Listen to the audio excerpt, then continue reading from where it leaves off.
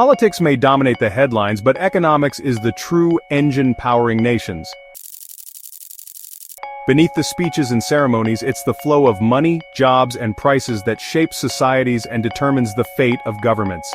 When economies falter, when jobs vanish or prices soar, leaders are toppled and unrest brews. Imagine a nation as a ship. Politicians steer, but the economy is the engine room. If it sputters, the whole vessel drifts into danger. Economic shifts, whether sudden shocks or slow changes, directly impact government resources, public mood, and global standing. Sometimes these changes are dramatic, like a market crash. Other times, they build quietly, like rising living costs or declining industries. Pressure builds until it erupts: protests, populist movements, or even authoritarian crackdowns. A hungry, desperate population is far more likely to revolt than a secure one. To truly understand global politics, we must look past the headlines and examine the economic forces at play. The price of oil in one country can sway elections in another. A drought on one continent can spark unrest on another. In our interconnected world, economics doesn't just guide markets, it steers the destiny of nations. The invisible hand Adam Smith described is now a global force, pushing countries into new, often turbulent waters. Understanding this link is essential for making sense of today's world. Economics is the current beneath the surface, shaping history in ways politics alone never could. We're living through a seismic economic transformation. Inflation has returned, ending years of stable prices and eroding savings worldwide.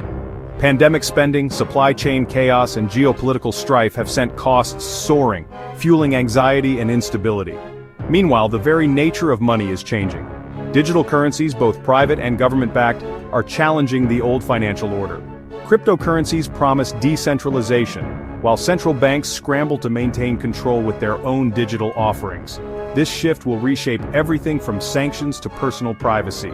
Global supply chains, once optimized for efficiency, are breaking down. Countries now prioritize resilience, bringing production closer to home. This just-in-case approach is redrawing trade maps and raising prices. Inflation, digital money, and fractured supply chains are deeply intertwined, creating a volatile new economic landscape.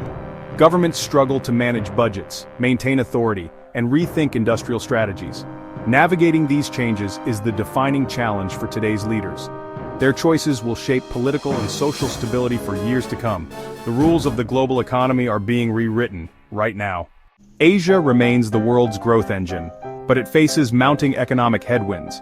In countries like Vietnam and Indonesia, rising costs and global slowdowns threaten the export-driven prosperity that lifted millions from poverty. Leaders must balance growth with the risk of unrest as prices for essentials climb. China faces its own crossroads. Fallout from zero-COVID policies, a property crisis, and rivalry with the US are forcing a shift toward boosting domestic consumption while staying globally engaged. This dual circulation strategy is a direct response to supply chain and geopolitical risks. Japan and South Korea, meanwhile, are vulnerable to energy shocks and demographic decline, forcing tough choices on immigration, welfare, and technology. Asia's paradox: it's both a stabilizing force and a region under pressure. Innovation and dynamism offer hope, but internal and external challenges create volatility. How Asian leaders navigate these cross-currents will shape the global economy. The region's future depends on managing these shifts without succumbing to instability. Asia's story is one of resilience, but also of risk. Its next chapter will define the century. Europe is at the heart of overlapping economic and geopolitical crises. The war in Ukraine exposed the continent's reliance on Russian energy, triggering a severe crisis as Europe scrambles to find alternatives. Soaring energy costs have fueled inflation, threatened industries, and forced governments into costly interventions. This shock is driving a painful but necessary realignment.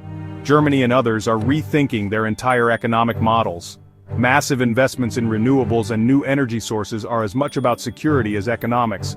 The speed of this transition will shape Europe's future for decades. Politically, unrest is rising. Strikes, protests, and the surge of populist parties challenge the established order. Governments face a tough balancing act, supporting citizens, investing in the future, and maintaining unity within the EU. Pandemic debts and the cost of supporting Ukraine add to the strain. Europe's resilience is being tested like never before. Its ability to forge a common path will determine the fate of the European project. The continent stands at a crossroads: crisis or renewal. The Americas reveal a stark economic divide. In North America, especially the US, Inflation and rising interest rates pose challenges, but a strong currency and energy resources offer insulation. The political debate centers on how to respond: fiscal restraint or strategic investment in key sectors. This isn't just economics, it's a battle over the government's role in shaping the future. The outcome will define America's global position, especially in relation to China. Latin America, by contrast, faces volatility and vulnerability. Rising U.S. interest rates and commodity swings threaten debt crises and economic instability. Chronic inequality and weak institutions fuel political unrest and radical shifts in leadership. From Argentina's hyperinflation to Chile's protests, the region struggles to find stability. The Americas are a tale of resilience on one side and fragility on the other.